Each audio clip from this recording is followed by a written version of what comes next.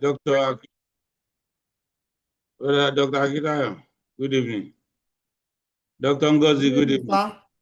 Good evening, sir. Nice work. Fine, thank you, sir. Good evening, everyone. Today we'll be talking about probability and normal distribution. If you remember when we started, we talked about statistics being divided into descriptive and inferential. We also talk about probability as something you need to know. It's different from statistics, but you cannot discuss statistics without making mention of probability. In fact, statistical thinking starts with probability and ends with probability. So they are closely related.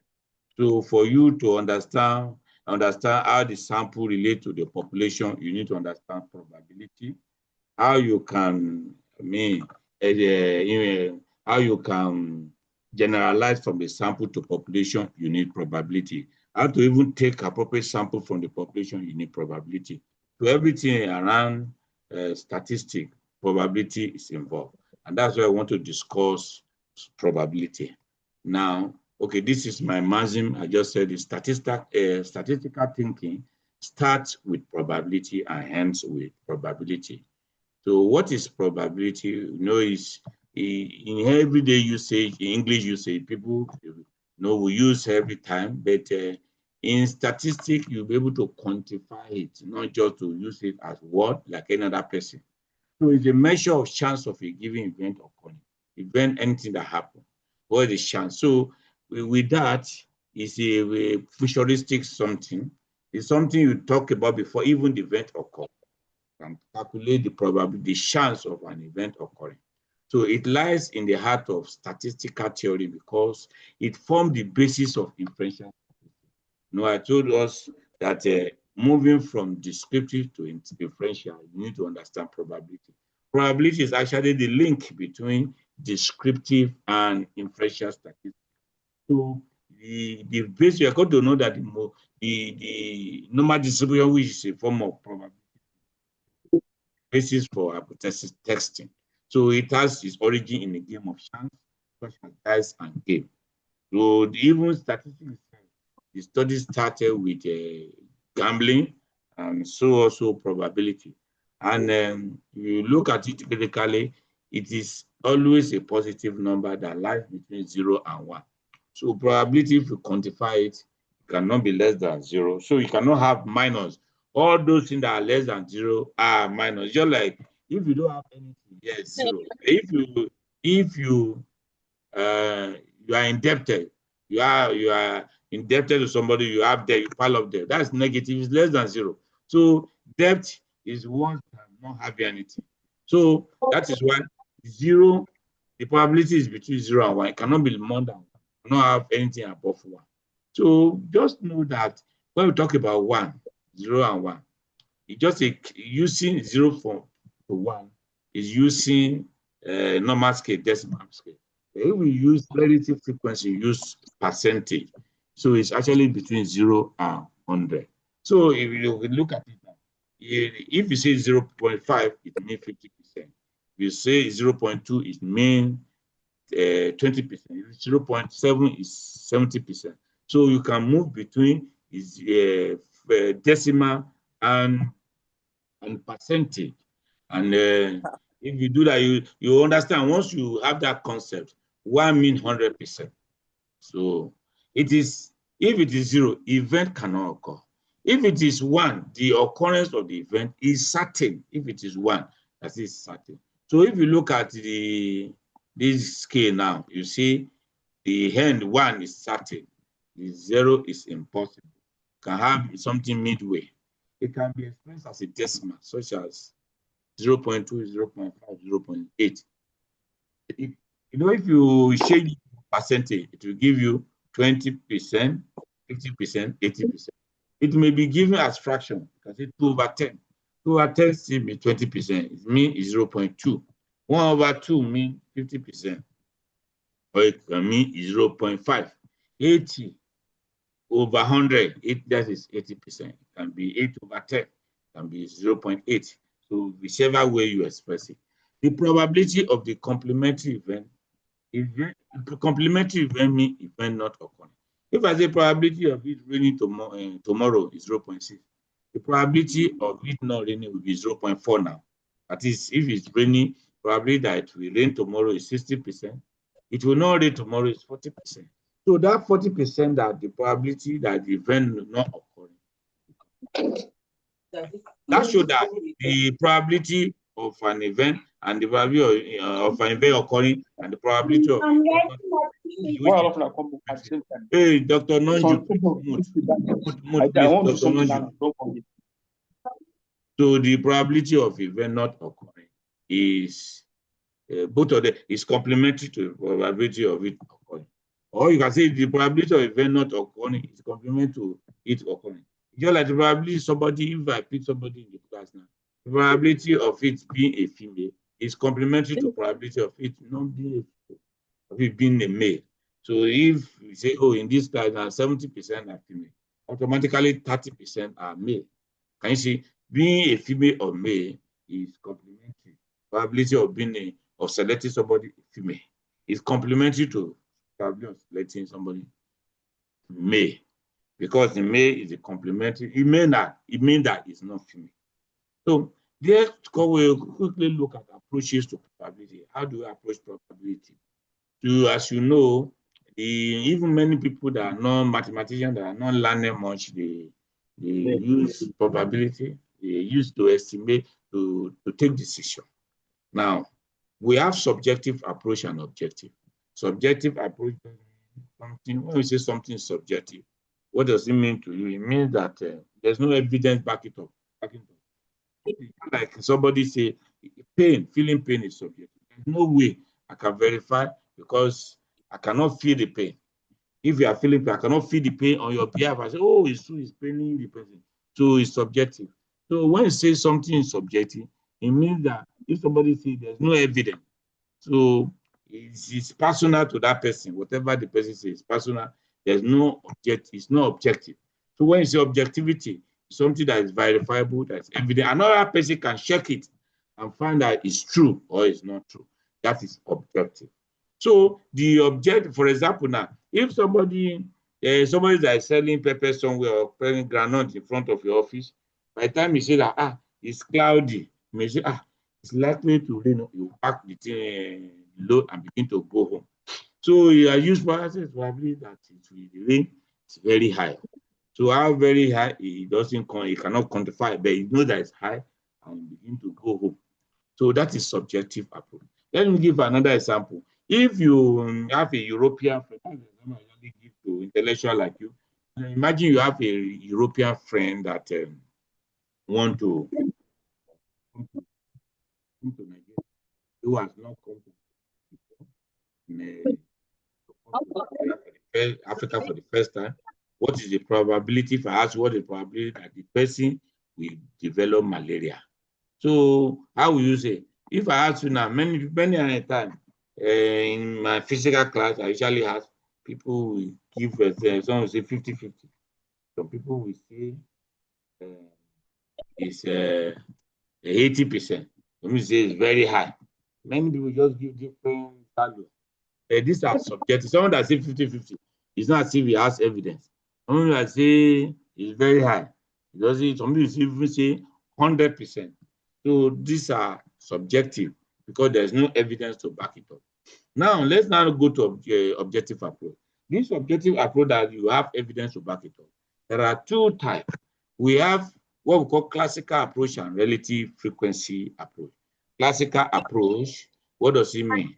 Classical approach just means that there's a established setting. Because when you say classical music, something classical, something that is established for long, that has been established, that is classical. So when we say classical approach, there are approaches to probability that are established. For example, they also call it priori approach. The meaning of priori means that you have prior knowledge of the setting. For example, if I bring anything that has to do with game, like a die, tossing a die, like a card game, like tossing coin also. All those things that have to do with that gambling or game, there are established settings. Well, it's not all the gambling, because most of the time, those people that gamble also, they may not even have knowledge of the setting. Like the person that has the business. The person that has the business has some secret behind that they don't know. Just look at it. But let's look at something like that, Ludo, playing of Ludo, use playing of card game, and tossing of coin. These are established settings in the sense that if they give you coin, how many faces? There are two faces of the coin. So head or tail. So if they say if you toss it, what is the probability that you get held? People will say, oh, it's 1 out of 2 now. You already know how many sides to the side that is possible. There are many side, how many is favorable to the event. The event now is tossing a head. So you know that head is just 1 out of the 2. So that one stays. So tossing a head means 1 out of 2. The probability is 1 out of 2. Tossing a tail is 1 out of 2. So that is a classical approach. The same thing, if you play throw a die has 6 faces. On each of the faces, you have 1, 2, 3, 4, 5, 6. So they say, what's the probability of you getting 6? You know that it's 1 out of 6, because it's only one side out of the 6 that they write 6. So you say 6, 1 over 6. Toasting 3, 1. Toasting any of them is 1 over 6. That's, if you toast two that is also the same thing. You can calculate what's the probability of average score of 7, score of 12. So the number of outcomes favorable to the event over the total number of possible outcomes. From what I've explained now, for tossing a coin, the total number of possible outcomes is the denominator, which is two sides. Just a minute. Sorry. So the total number of possible outcomes is 2 for the coin, and the number of outcomes favorable to head is 1. So that's the number of outcomes favorable to the event. The event is that you toss head. 1 out of 2, 1 over 2. That is the definition of classical approach. So we can apply it to any of the all the settings for classical approach, like die, like card. If you say now, how many lion in the game of card? How many total number is 52? How many lion? Maybe how many king rather? How many king? Is it around 4? If you say what is, if somebody at random draw a card, what is the probability that the person? So we can say 4 over 52. That's it. So all the possible number of possible card is 52, 4, and 54, 52. Thing is 4 over 52. That's the way to do it. The same thing you have talked about die. So that's classical approach or Parry approach. Then let's move to okay. Is that some example? If you do it, toss 1 coin, toss 2 coin. What are the probability? Look at it. So if you toss 1 coin, the probability that is head is half. Is tail is half. Then if you toss 2 coin, what's the probability that you get 2 head? What's the probability that you get 2 tail?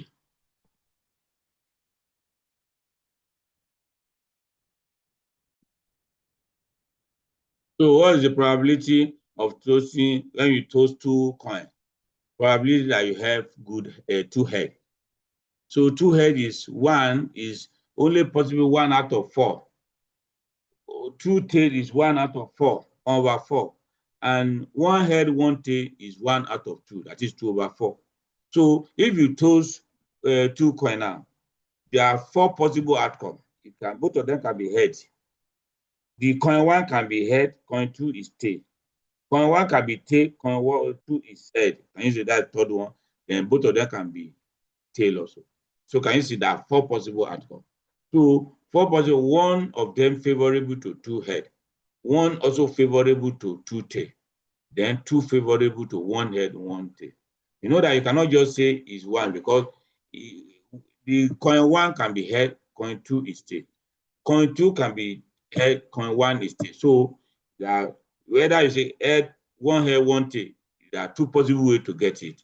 So that's why 2 over 4. Why for 2 head is 1 over 4. For 2 tail is 1 over 4. Now, So now for look at the example for the die. So there are only possible 6 possible. Then if you choose 2 dice, what's the probability that you get double 6? So you can give me the answer. So you can unmute and say, what's the probability if somebody chose 2 coins, will get double 6? You can unmute who has the answer. You know, suppose it's a lecture, so you can interact. If somebody chose two, as you play Ludo now, double 6, what's the probability of having double 6? You are playing Ludo. So nobody answer.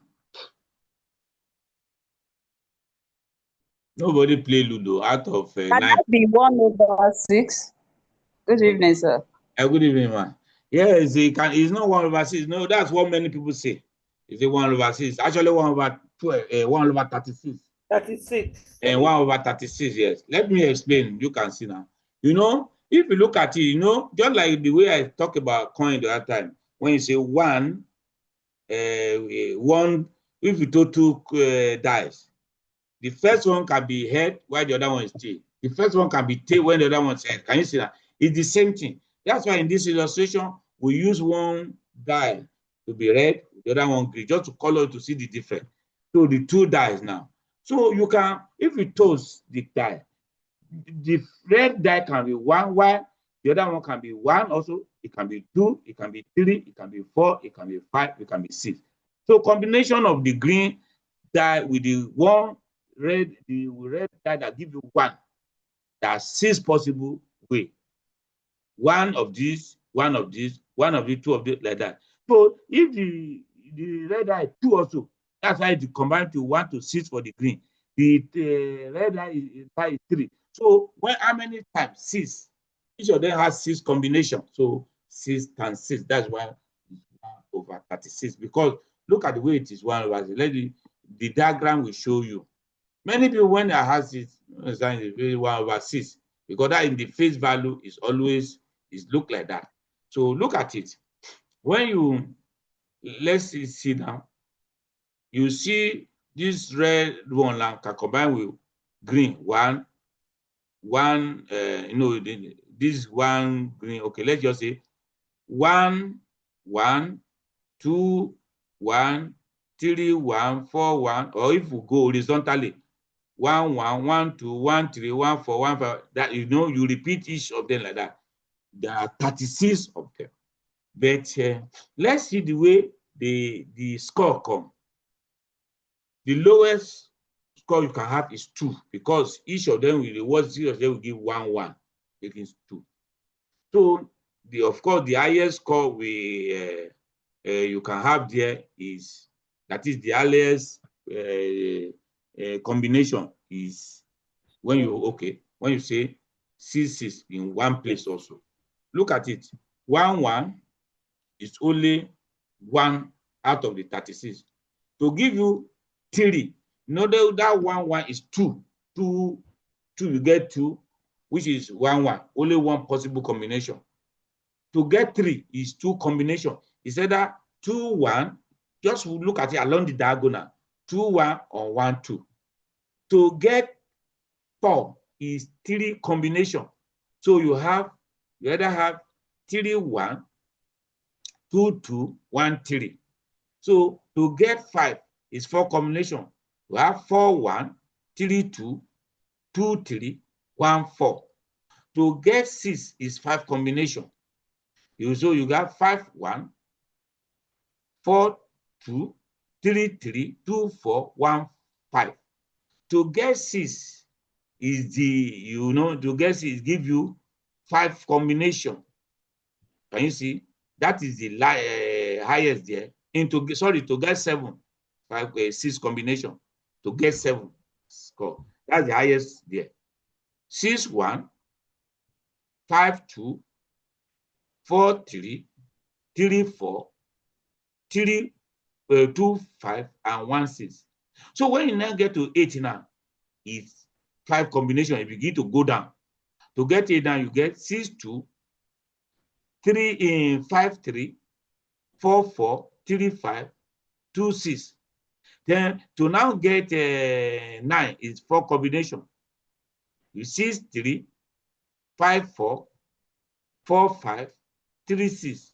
So to get 10 is, can you see, is 3 combination. You get 6, 4, 5, 5, 4, 6. To get 11 is 2 combination. You get 6, 5, 5, 6. Then to get that double 6 is 1. Double 6, 6, 6. Can you see? So the highest possible combination that is getting 7. Whichever way you can, when you calculate the probability of each of them, then the one that to score 2 now, it will be 1 over 36. To score 3 now, it will be 2 over 36. To score 4 is 3 over 36. To score 5, 4 over 36. To score 6 is 5 over 36. To score 7 is 6 over 36. To score 8 is 5 over 36. To score 9 is 4 over 36. To score 10 is 3 over 36. To score 11, 2 over 36. To score 12, 1 over 36. If you have all those over, it's going to give you 36 over 36. Give you 1. We'll talk about that later. Everything will still give you 1. So just know that's the way it combines. That is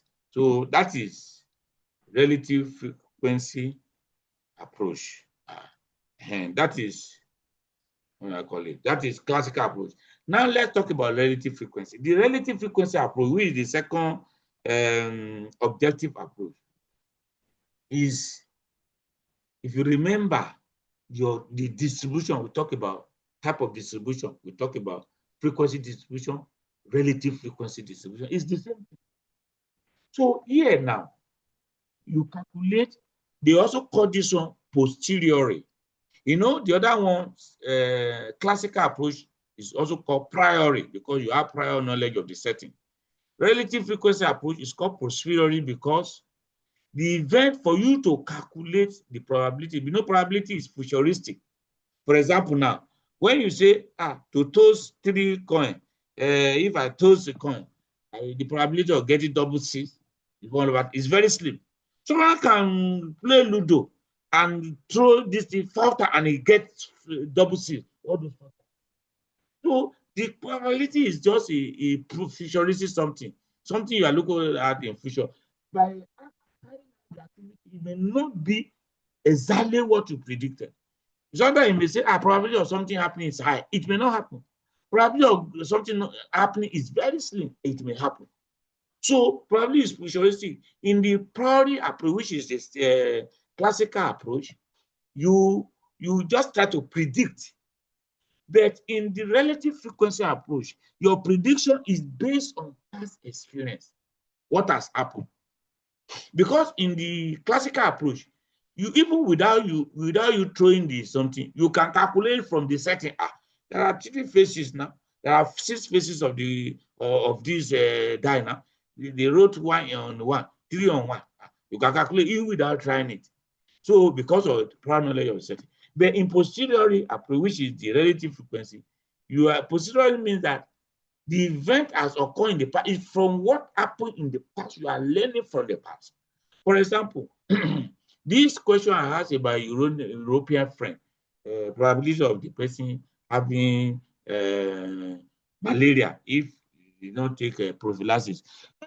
Study has been done before where they gather 200, they study about 200 Europeans that come to Africa, and they discovered that 120 of them developed malaria without prophylaxis. So 120 over 200 will give you 60%, which is 0.6. So in that situation now, you already know the probability. I believe that what happened in the past will be the same trend in the immediate future.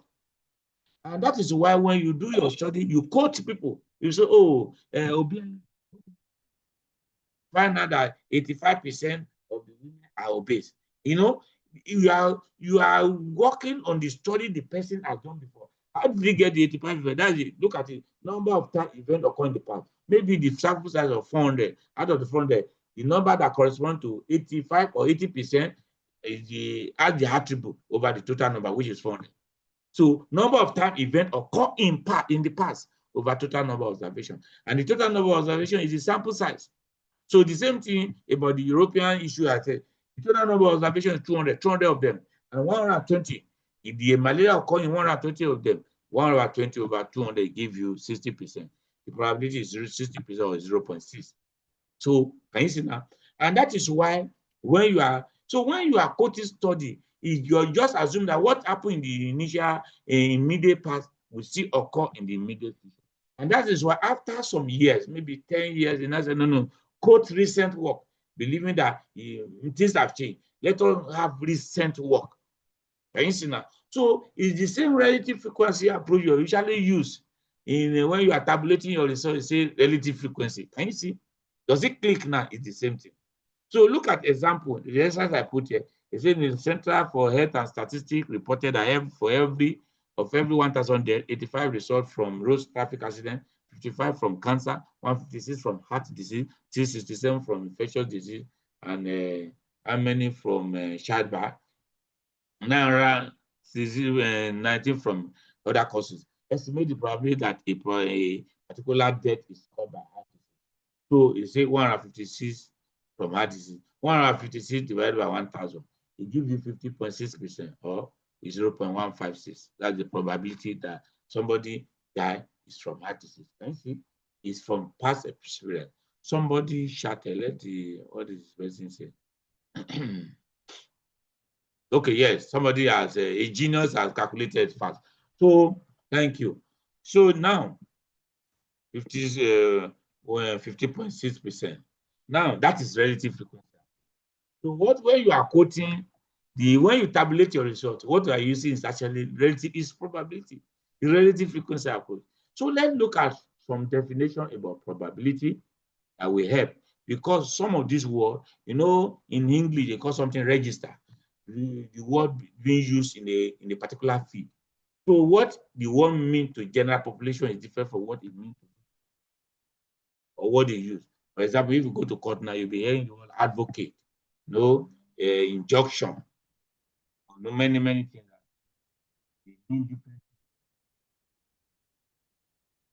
from what people use it for.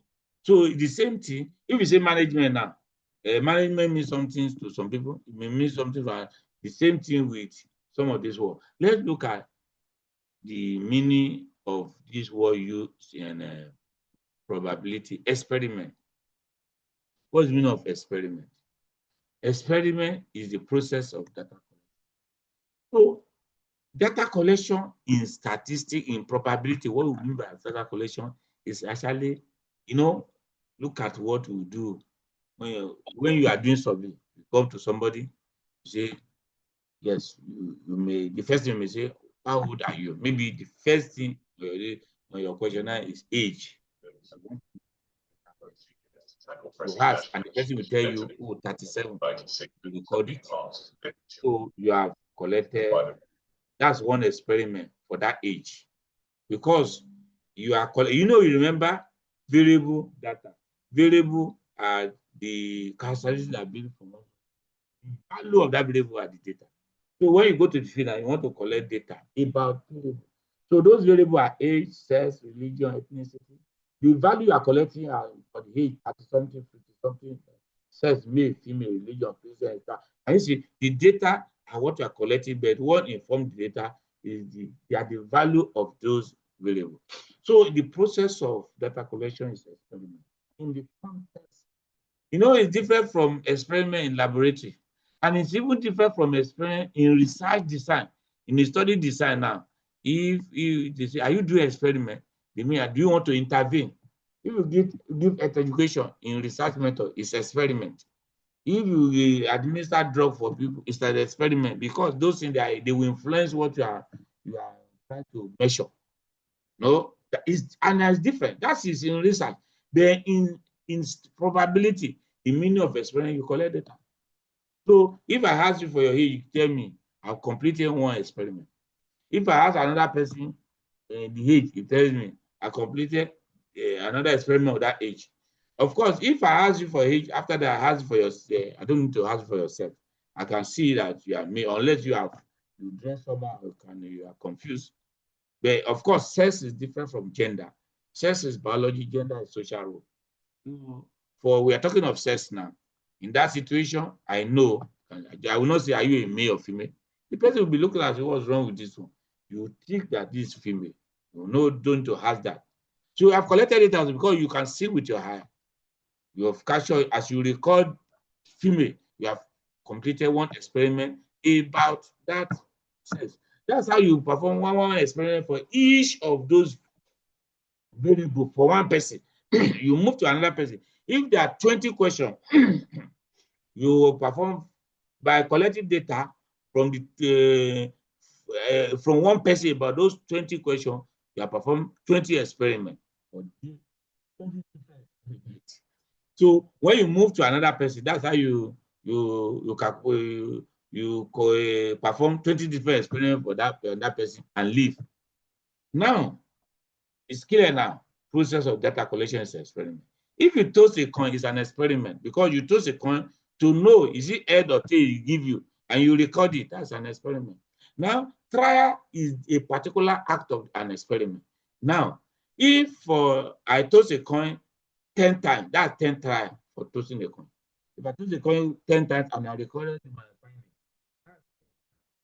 by the time I'm asking for age, I ask for age for about 100 people concerning that age. That's 10 trial of that experiment on age. And you see that? So that shows that for each of your question in your when you are doing a survey, for each of your questions, if there are 30 questions and you sample 400 people, you're going to perform 400 trial of each of those experiments in your study. So that question on age, since you perform it, you ask for one person and you record it. By the time because you are going to ask it from 400 people, that's 400 trial of that experiment on age. The same thing on sex. So you know the meaning of so the particular act of the experiment is trial. Now, the outcome is the result of a particular trial. So for example, now, if I want to know your hemoglobin concentration, I collect sample. You know, it's part of data collection. I collect sample and go and do the thing in the lab and come out with result. So if the process of collecting sample and analyzing to get result is an experiment. So if I do it for 400 people, that's 400 trial of that experiment. Now the outcome now for each person is that when the result, they may say, oh, 15 is 11, is 12, hemoglobin concentration. So different value. The outcome for each person is the result of a particular trial. You know, for each person is a trial. The outcome, what to get? Is it 15? Is it 13? Is it 12? Is it gram per DL? So now the event is a particular outcome of an experiment defined by a given rule. Now, you know, the outcome, hemoglobin concentration, somebody has 10. Because we know that we have benchmark, maybe we say anything less than 11 is, or when somebody has 9. And we now say anything less than 10 is anemia. We now say, you are anemic because that person has 9. The outcome of that experiment is that the hemoglobin concentration is 9 gram per DL. But that the person is anemic is an event because there's a rule that anything less than 10 is anemia. So then I say, oh, this person is anemic. That is an event. Or this person is not anemic. You are okay. It's an event also because any value maybe 10 and above, you are okay. You are not anemic. It's an event also. It's just like an exam. Somebody score in the paper. You say you score 56. So that's a 56% is the outcome of that exam for that person. That the person pass is an event because anything less than 40 and above is passed. But if it is less than 40, oh, you fail. The person fail. If maybe the outcome is 39 or 38, and then I say fail is an event because there's a cutoff that say okay, anything less than that you have distinction is an event. So okay, anybody this person is called 75. 75 is the outcome. That the person has distinction is an event. I think it's very clear. You know, you see some experiment related to trial, outcome related to event. All of them are related because outcome is even the outcome or the result of a particular trial. So that a particular outcome of an experiment is defined by a given rule. That's the event. So those are the important terminology used in them. So let's quickly look at Venn diagram. Sometimes this event we talk about now, the particular out of an outcome of an event defined by a given rule is a particular outcome defined by a given rule is event. So you can represent event, especially relationship between two or more events, by using Venn diagram. Remember our secondary school where we did set theory. Remember we use A intersection B. They are just trying to introduce how you represent probability with Venn diagram, give Venn diagram. Now, it's a pictorial method used to show the relationship between different set or group of objects or different events. So in probability theory, this set can be used to represent events. So in set theory, used for event, but even without set theory, they use it for many things also. You try to use relationship to know the relationship between object or group of objects. But in probability theory, we use it for relationship between events. For example, now look at this first one. Probability the event A and event B.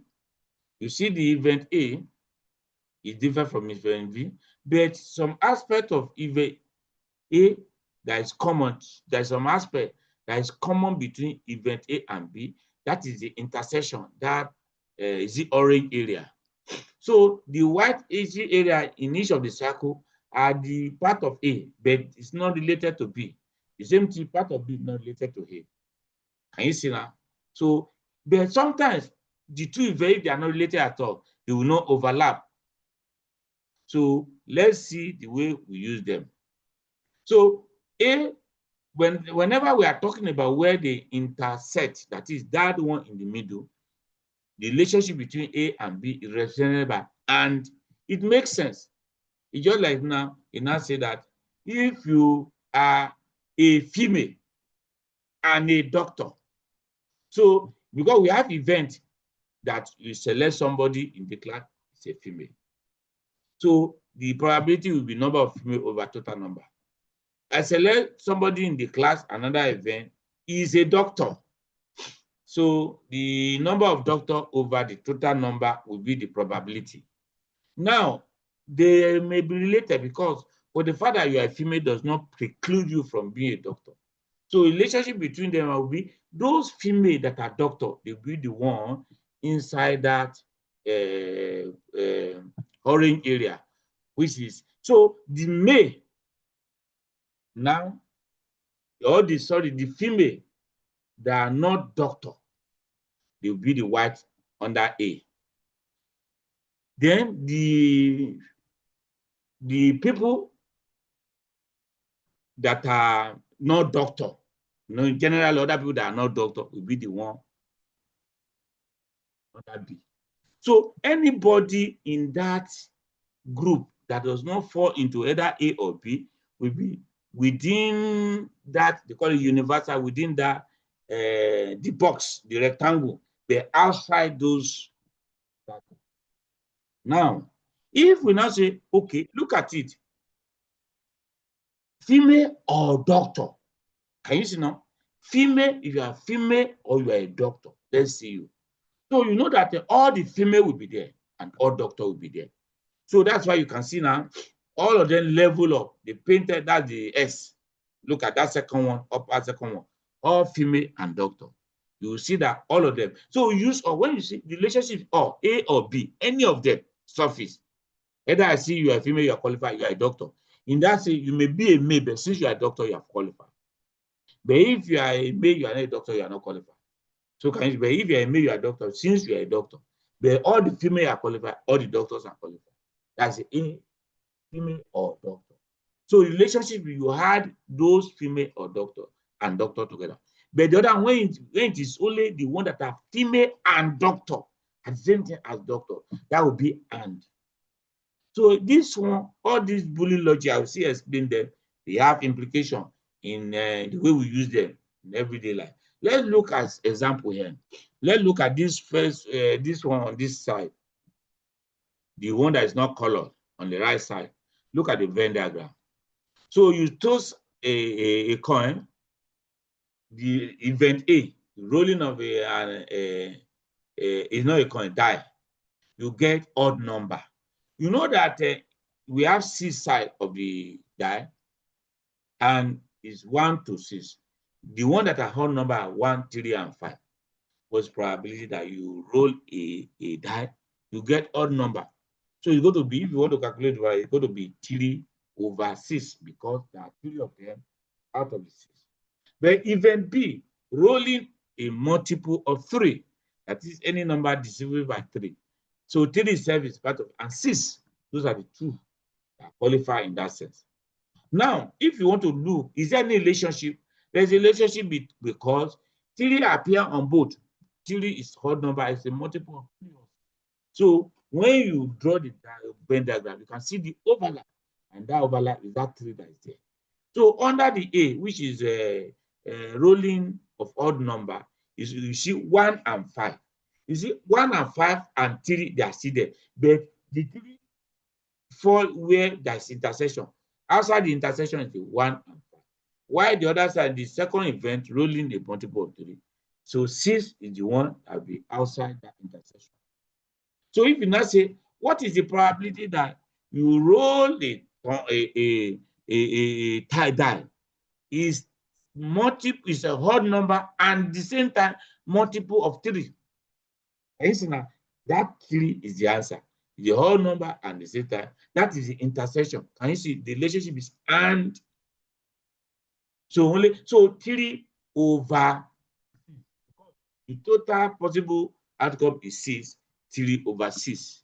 3 out of 6, rather. That 3 is 1. Oh, that's 1 over 6 because where the right 3 is not 1 out of 6. 1 over 6. That's the probability that you toss the coin and they give you a number at the same time, give you multiple of 3. It's only 3 that qualify to be in that category. So you are tossing you are getting multiple of odd number is an event. But you get multiple of 3 is an event. So when you now say an odd number and multiple, you are combining 2 events. And that's the answer.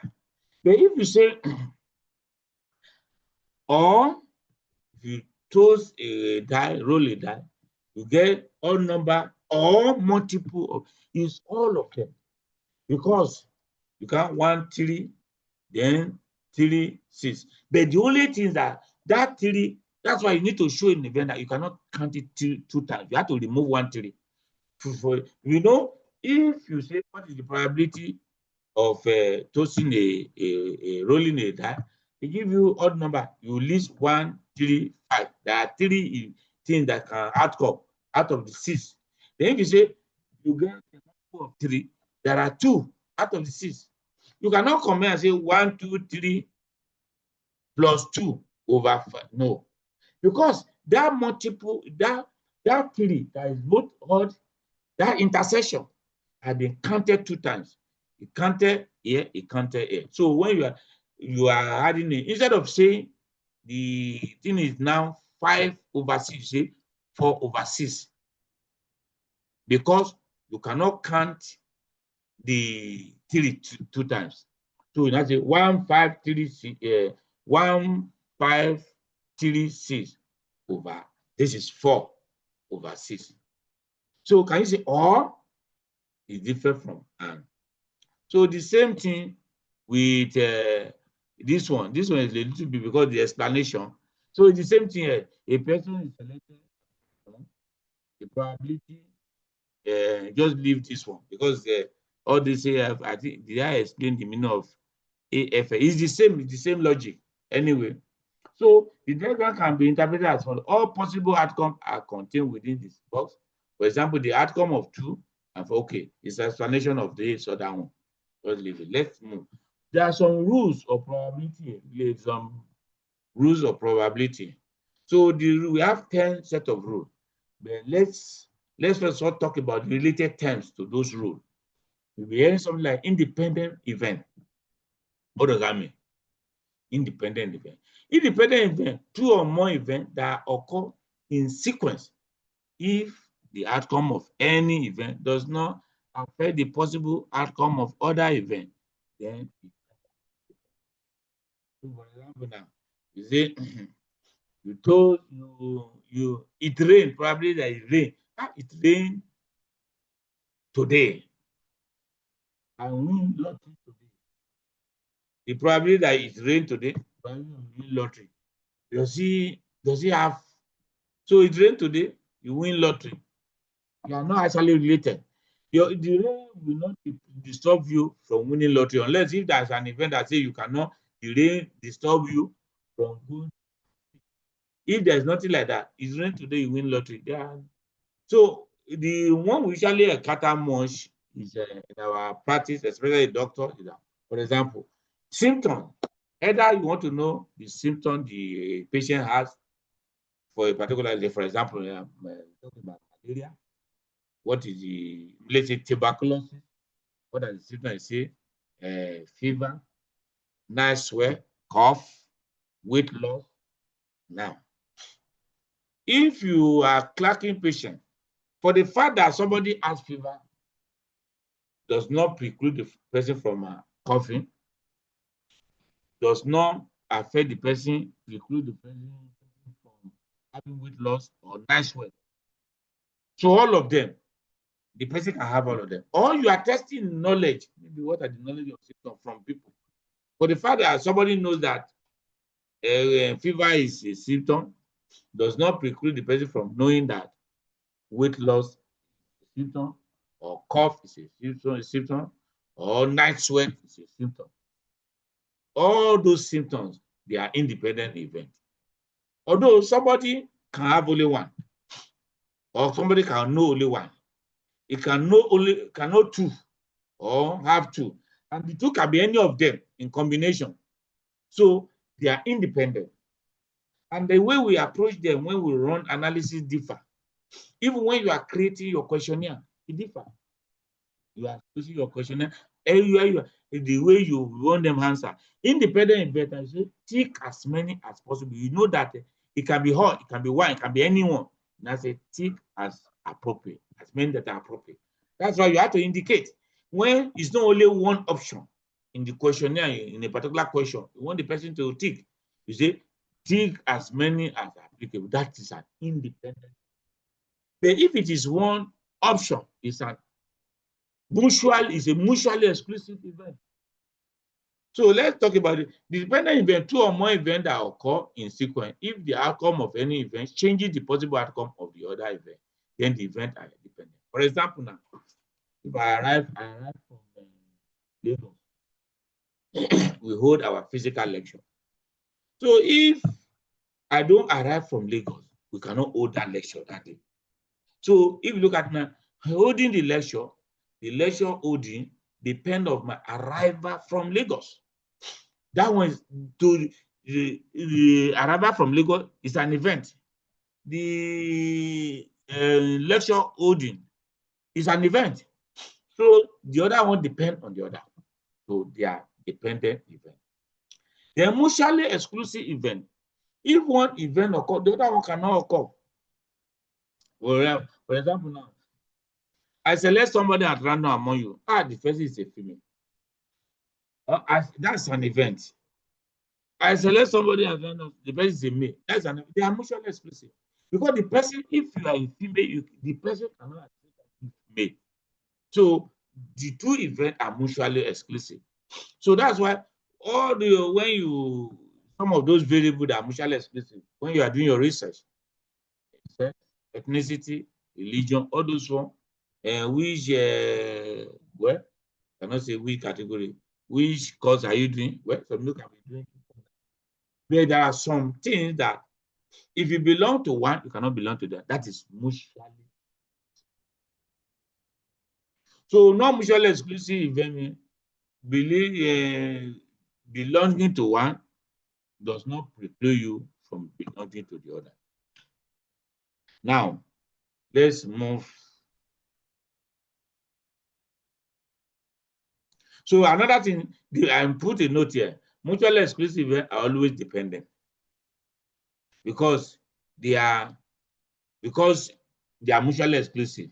then dependent event may not be mutually exclusive. Independent events are never mutually exclusive. Now, okay, independent event is rain and wheel lottery. Mutually exclusive event. I flip egg, I cannot flip tail. Now, I talked about complementary event the other time. This is just if event occur, the probability that an event occur, the probability that event does not occur is the complement to the probability that it occurs. So both of them have to be equal to 1. So many mutually exclusive events that have 2 possible outcomes. They are complementary, like female sex. You are a male, you cannot be female. So being a male and female, they are mutually exclusive. They are complementary. It rain today, it does not rain today. They are complementary because they will add up to 50. You know, like when they say, oh, what is the women in this class? They say 70%. That's what is the percentage of male or the man? You don't need to ask that one because it's the minute 30, or they are mutually exclusive. They are complementary. So know that mutually exclusive, then there are 2 possible events. So those 2 events, they are complementary. Now that's why you just say 1 minus 1. When you express the probability in zero in decimal, it will be 1 minus. If you express the percentage, it's 100 minus. So you know 101, the same. There is only that the difference is a factor of 100. Whether you divide by 100 or multiply by 100. If you multiply decimal by 100, you divide percentage by 100, give you the decimal. So when complementary probability at least 1 occur. So when several events are being considered, then the probability that at least 1 of them occur is given by probably at least 1 to 1, none of them occur. This is because either at least 1 of them occur, none of them does. Therefore, P probably at least 1, but probably none of them. When you say at least 1, that's all of them now. That's why the other one is none of them. Is at least 1 of them. That is all of them, at least 1. Now, mutually, so how we use Venn diagram to explain some of these additional rules. Look at it. Mutually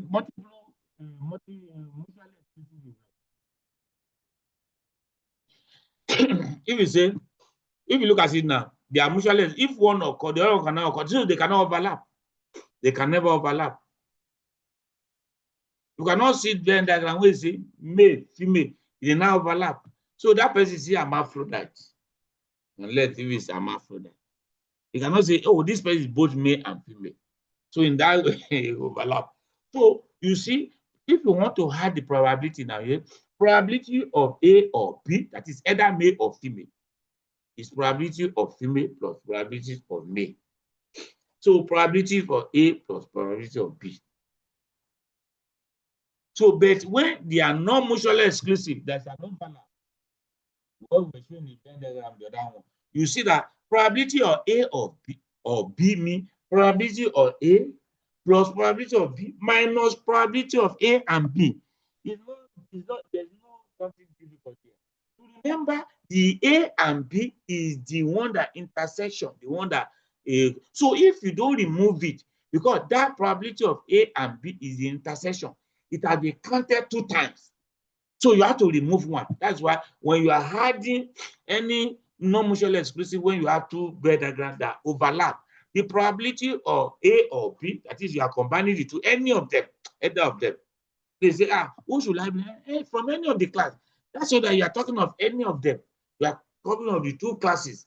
So probability of A or B is what the probability of A plus probability of B. You cannot stop there because there is an overlap. That one, in probability of A, that overlap has been counted. In probability of B, that overlap has been counted also. So you have to remove 1, and that is minus. And that overlap is defined by probability of A and B. Does it mean that is the intersection? So that is minus.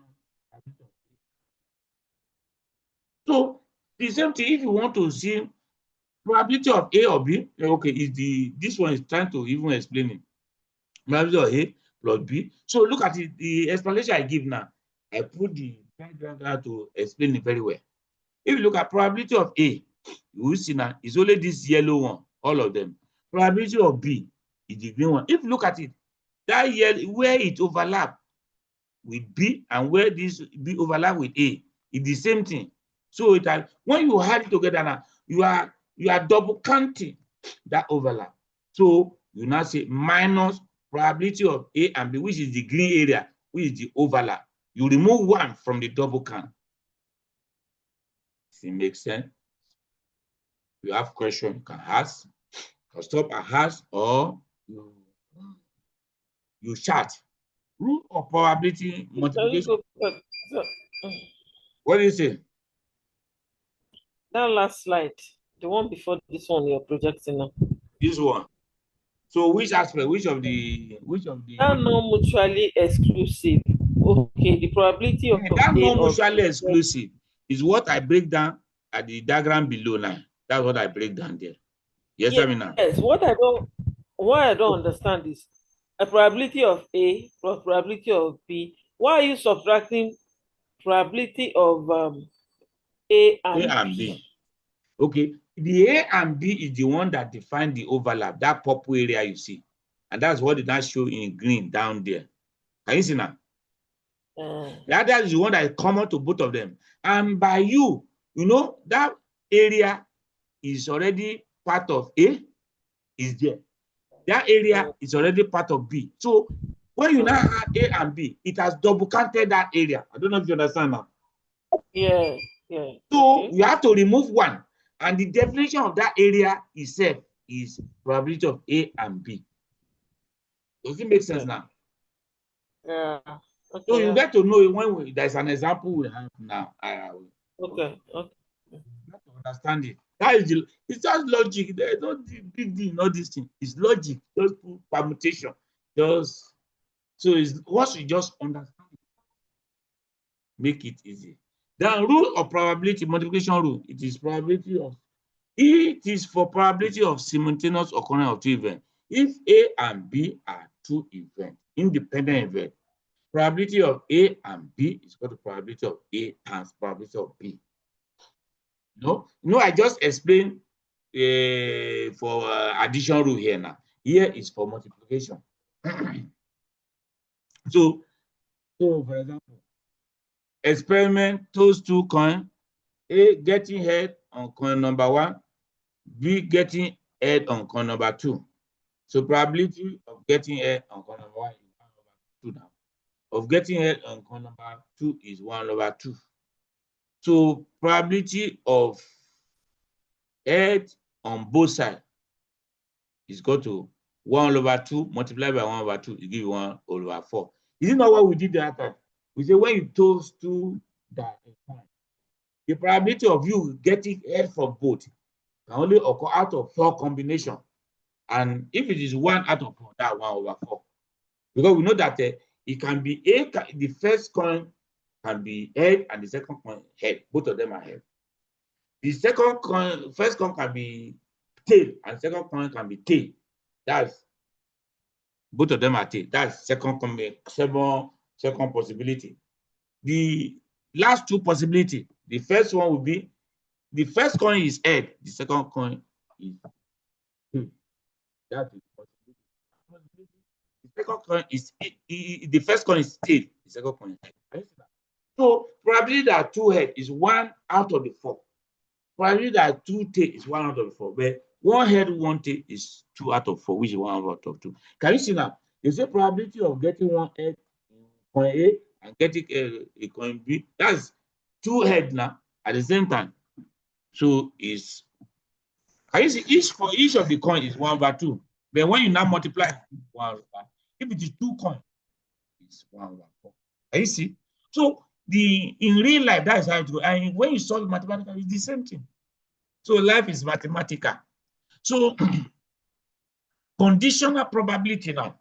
Before you go to those rooms, there's another thing. Apart from issue of combining probability. This is combining probability now.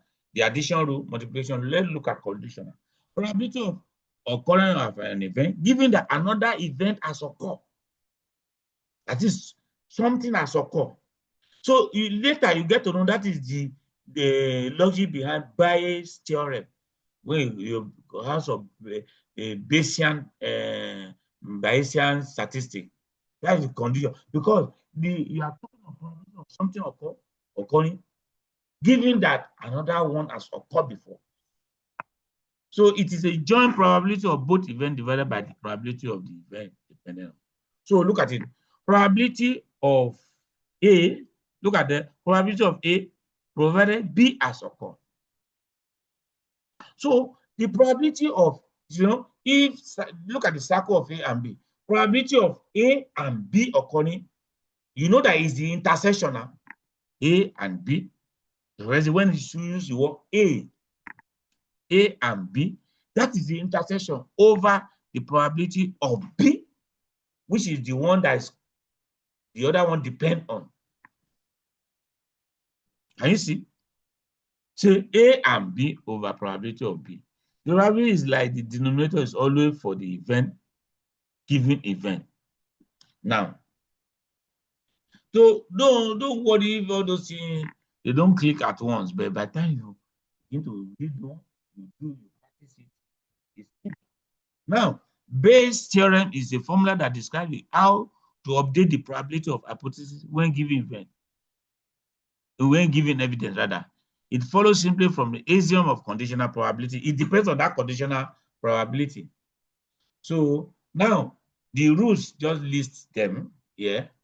Let's quickly just go through, then we end.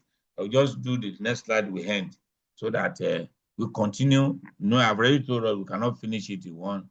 Even finish it in two, say, probability, we may not finish it in two lectures. It may have to be up to 3 lectures. We'll stop after these last 2 slides. Yeah. Then we'll continue later. Summary of rule of probability. The first one, rule 1, the bound of probability is, that is 0. 0 is less than or equal to probability. Probability is less than or equal to 1. It's not a big deal. It's just that first thing that probability is between 0 and 1. It cannot be less than 0. If it cannot be less than 0, that shows that 0 is less than or equal to it. So it can be 0, but it cannot be less than 0. That shows that is 0 that is less than or equal to probability. And probability cannot be greater than 1. That shows that 1 probability is less than or equal to 1. You see, if 0 is less than or equal to probability, which is less than or equal to 1. Is another way of saying that probability is between 0 and 1. The second rule, the law of total probability. That is the total probability of all the possible outcome on an event will be 1. For example, now, when you toss a coin, there are 2 possible outcomes, head or tail. So the probability of getting head is 1/2. The probability of getting tail is 1/2. That's only possible outcome. When you have the 2 probability, it gives you 1. So because probability cannot be greater than 1, or for an event, all possible outcome of an event. That is, if you chose something, all possible outcome. When you had all the probability, it cannot be greater than 1. It will be equal to 1. Though it's actually formally explicit. The additional individual outcome. The probability of an event is the sum of the probability of all the individual outcomes in the event. So it's not quite different from number 2. It's the same thing. That is, the probability of an event is the sum of all the probability of all the individual outcomes in that event. Now, the complementary rule, well, we have already talked about it. This is just a summary. Probability of A is equal to 1 minus probability of the probability of complement of B is equal to 1 minus probability of A. So that is, probability that it will not rain is 1 minus probability that it rain. Probability that I select somebody is a female is 1 minus probability I select somebody is a male. So that's meaning of complement. The addition rule for mutually exclusive event. If event A and B are mutually exclusive, the joint probability of A or B is probability A plus probability B. That's the one that did not overlap. The other time, look at it. The one that did not overlap. Look at it. Mutually exclusive. They don't overlap. So probability of A or B is equal to probability of A plus B. So A or B mean A plus B because they are mutually exclusive. There's no overlap. Straightforward, just calculate this one, add to this. But when it comes to number 6, the general addition rule. So that one is for mutually exclusive. For the general addition rule, you want to see there because they know that it may not be mutually exclusive. So probability of A or B is probability of A plus probability of B minus probability of A and B. That intersection. You have to, that is, A and B is the one that may be common between them, between A and common to both A and B, which will be counted. It has been counted 2 times by adding A directly and B together. So you now minus A and B, which is the intersection. Look at this one. This second one, no mutually exclusive, which is what I explained down also. That is the general. Now, number 7, the multiplication rule for independent event. If event A and B are dependent, then probability of A is probability of A times probability of B. Can you see? Straightforward. That's the one example we just gave there now. That you toss one coin is head, another one is head. So because they are not dependent, they are independent. For a coin 1 to be head has nothing to do with coin B being head or tail. So if both of them be head, you just say the probability that is head here, probability that is head here, you multiply it. Can you see? Then we now have that general multiplication rule. But that's multiplication rule for independent variable, rather. Number 8, the general multiplication rule. If event A and B are dependent, then you know that one is for independent. So the general one now, the event may not be independent. So most of them they may be dependent. Then probability A and B is probability A as probability B. So far A as well. Or probability A and B is equal to probability B times probability A, so far B as well. Can you see? So now the last one, conditional probability for any 2 events are A and B is probability A, B, probability A as occur is probability A and B over probability A. And this is what the condition, that's what I show here. Can you see? Conditional rule. Now, the last one is the Bayes theorem. Probability A, probability B as occur, B, probability A as occur, probability B, and probability A, probability B as occur, probability. Let's leave that one. Let's now, who is making noise? Somebody is. So that I can mute that person.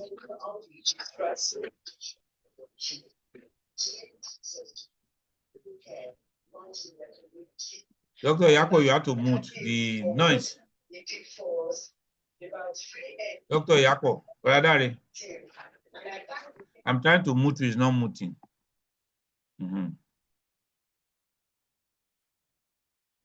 Now, probability, let's look at how do you, in real life, how do you apply, because this man bullying was a German. Before all these rule of probability came, the intelligent man had developed this logic before even got to understand how the application of this in probability. This man long ago has developed this bullying logic. And the same thing I just explained now. And you can use it during data analysis. You can use it during if you are doing your literature search. This example now is for literature search. For example, now you want to search. Maybe you are doing your studies on obesity and diabetes. So that is, you want obesity and diabetes. The relationship must contain, it's not just obesity or that because you are studying obesity and diabetes, how they are related. So you are looking for journal that talk about obesity at the same time talk about diabetes. Because if you go and say obesity or diabetes, it will give you obesity and diabetes anyway, the one that have obesity and diabetes. It also give you the one that has obesity alone, where nothing about diabetes. It may also give you diabetes alone without obesity, but when you say obesity and diabetes, it must have two. So in this, so when you say your search, you say obesity and diabetes, is that intersection is giving you anyone that has both obesity and diabetes. So it depends on what you are looking for. So you cannot say we want to know the relationship between obesity and not say obesity or diabetes. It just give you too many things. The one that talk about obesity that has something to do with diabetes will be there. The one that talk about diabetes without obesity will be there. But if you are special obesity and diabetes, it give you that intersection both obesity and diabetes. But in a situation where you want to study geriatric, sometimes some people will publish, they will say elderly. They may not say geriatric, they may say elderly. It means the same thing. So you want to exhaust anything that has to do with geriatric, whichever way they present it, not say geriatric or elderly. So any literature that give you geriatric, there's only geriatric they say there to give you. The one that give you is only elderly they give you. Even if you contain both geriatric and elderly, use it to give you. Can you see now? That is all. So this one now more like addition. This one multiplication. The first one multiplication and intersection. So I remember in test set theory this union. A union B, that is when you are using or. So teenager, not adolescent. Imagine you don't want something, you know that the word teenager, adolescent, they are very close. But when they say adolescent, you discover teenagers are there. There are some adolescents that are not teenagers. So you don't want adolescents, teenagers. You can say teenager, not adolescent. So anything adolescent that has to do with that, it will remove it for you and give you the teenager. That's searching. So another example, I say it was this thing. There's another slide, the last one for that before we move to the last one. Probability rule applied during when you are running a data analysis. This Venn diagram show you now. There are two different Venn diagrams. These are analyses I have run before. This, for example, now somebody wanted to know prevalence of hypertension. Though there is another factor that can come in which I didn't include. So you know the hypertension before you say somebody is hypertensive. You measure the blood pressure. So it may, both of them, both systolic and diastolic blood pressure may be higher than normal. See the person have hypertension. It may be one if it's systolic, you see hypertension. The person is still hypertensive. If it's only the diastolic that is higher than normal, it's still hypertension. Even when we are doing survey, there's another factor, history of that hypertension, that this person is it hypertensive, a non-hypertensive, because by the time you are doing your study, you measure blood pressure, it may be normal if the person is on treatment. But if the person is hypertensive, he's hypertensive, he has hypertension. So that one will come in. So when you want to know prevalence of hypertension during survey, is three things we bring in. When you measure the diastolic blood pressure, systolic, any of them, or history of hypertension. So it's or, it's not and. Let's say we only talk about systolic and diastolic here. So here from here now, out of 300 and something, because the one outside are 310, then you had this other one to them. So out of the samples that you now see that 21 are systolic hypertension, 7 are diastolic hypertension. But there are 2 that are in both. So can you see the application now? You cannot say, if you say how many are hypertensive now, you now say 21 plus 7. So it will give you 29 and 28 rather, total of 28, which is wrong because 2 people have been counted as part of 21 for systolic hypertension and as part of 7 for diastolic hypertension. So it's the same people. You cannot say you have double counted them. They are not two, you have double as if those people they exist are two people. So that is the reason for removing two, because two people have been counted two times. That's why when you are doing okay, probability A plus B minus intersection of A and B. Probability A and B. Can you see that? The A and B are the two people now. The A is 21. The B is 7. The A and B are 2. So when you now want to know the prevalence now, 19 plus 2 plus 5. So if you say 19 plus 2 plus 5, give you 27. But if you don't, it gives you 26.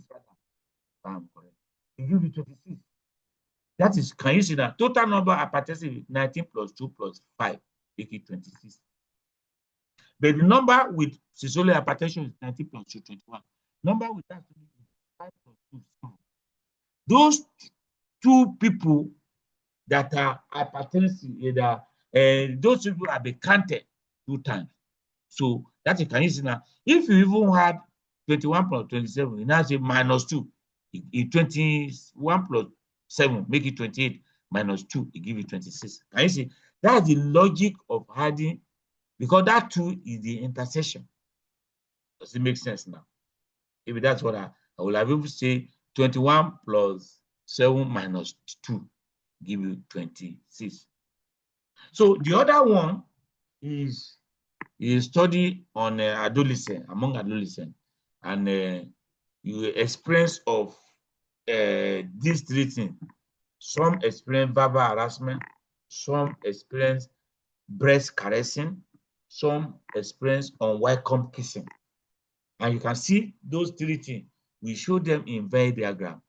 If you want to know how many people experience verbal harassment, it's going to be 39 plus 8 plus 18 plus 31. If you want to know how many people experience breast caressing, it's going to be 19 plus 8 plus 18 plus 14. How many people experience unwelcome kissing? 40 plus 31 plus 18 plus 14. But what is also showing you is that it will show you that 8 and 18 experience both verbal harassment and breast caressing. 31 and 18 experience both verbal harassment and unwelcome kissing. 18 plus 40 experience both breast caressing and unwelcome kissing. 18 experience all the 3. If you don't show them like this, if you want to know how many people experience all these things now, we have to now at least any of them, that is verbal harassment or breast caressing or unwelcome kissing. We have to now say, okay, we have to add them together the way they are. 39 plus 8 plus 19 plus 18 plus 40 plus 31 plus 40. That's where we get it right, because we have already shown how they are related. But if you go and put it, you don't draw the Venn diagram, and you just add, you have double counted 8, 31, 40, and triple counted 18. Are you seeing now? So if you are solving with Anna, you have to remove 8.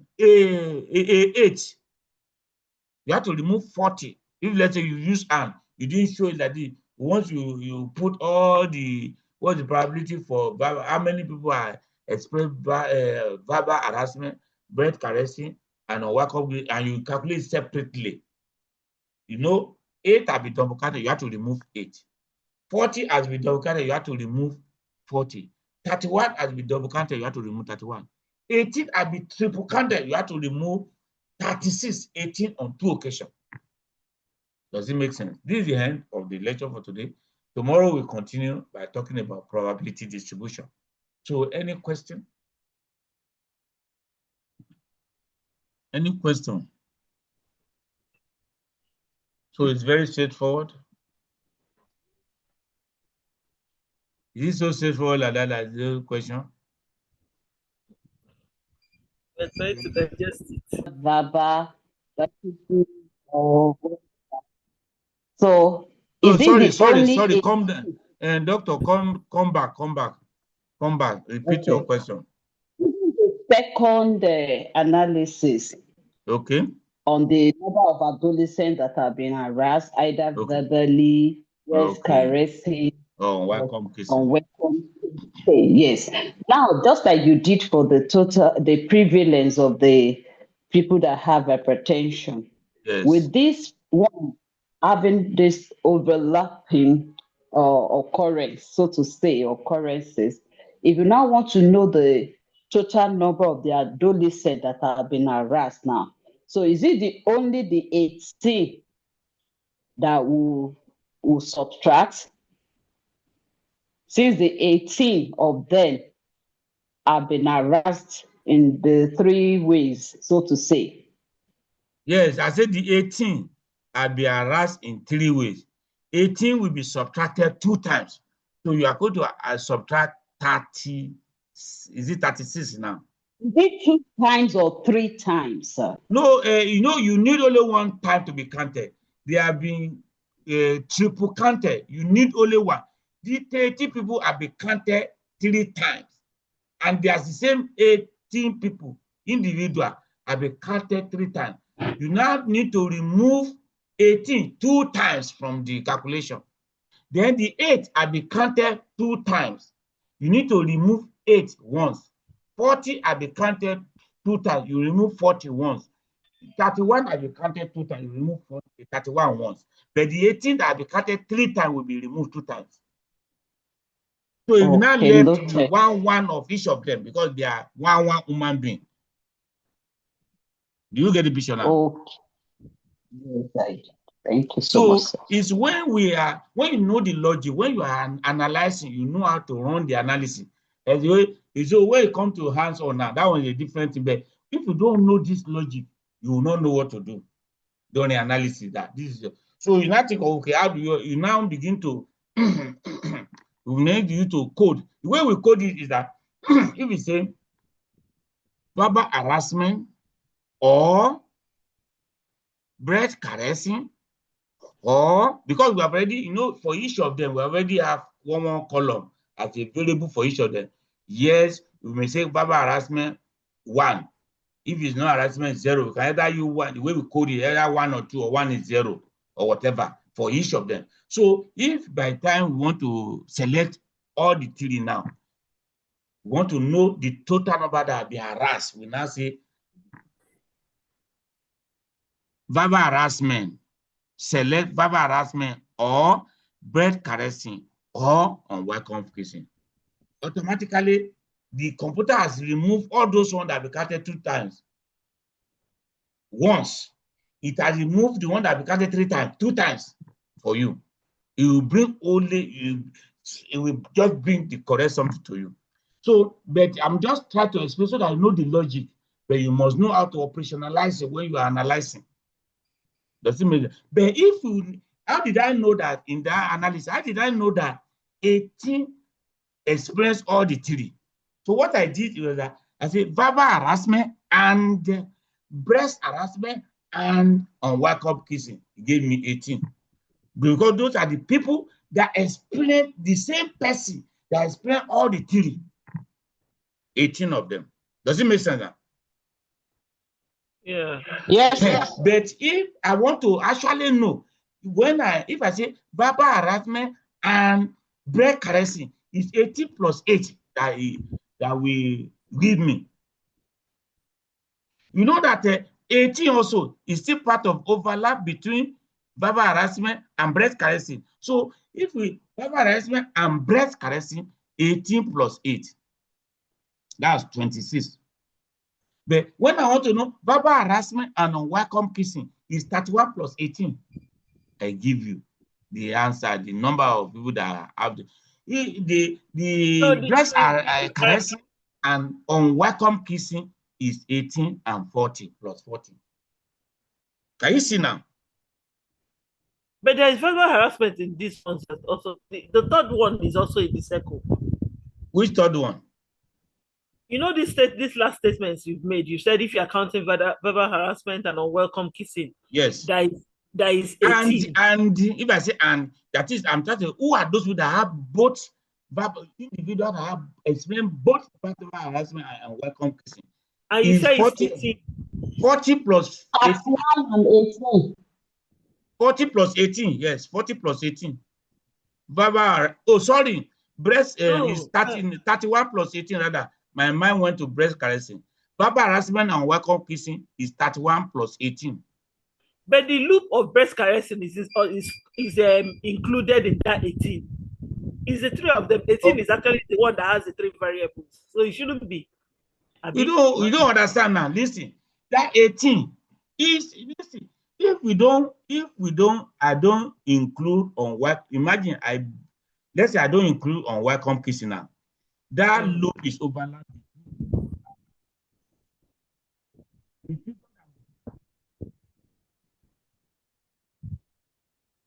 Because 18 is, I don't know if you understand, it will be 18 plus 8. If on welcome kissing is out of the picture, the overlap between verbal harassment and breast caressing is 18 plus 8. It's 26 that will give me. Yes. But when I brought the third factor out of that 26 between verbal harassment and breast caressing, 18 also explain on welcome kissing. Can you see now? That's why we have to remove that 18 from that 26 to now put it's only 8 that experience exactly alone, 2 of them. Yes. You understand? 2 only, but that 18 express the 3. So the 18 is applicable to all of 3 of them. So you understand me now? So that's it. You get to understand when you do to understand the logic when you are you are thinking, you are analyzing, so that you don't go and miss the analysis. That's what many people they just analyze. If they don't understand, they just run anything at shallow level and the result just mess up. And then when they think they have done the right thing, somehow in the book they will be caught. Something will go wrong that it doesn't tally. You need to know no, it cannot happen. If they go through the word thoroughly, you know that until you get to the root of the matter. So any other question? So by the next week, today is Thursday, right? Yeah, by next week, Tuesday and Thursday we'll finish, because even Tuesday we may not be able to finish. We finish the probability distribution and normal distribution. Thank you. All right, thank you, sir. Good night, everyone.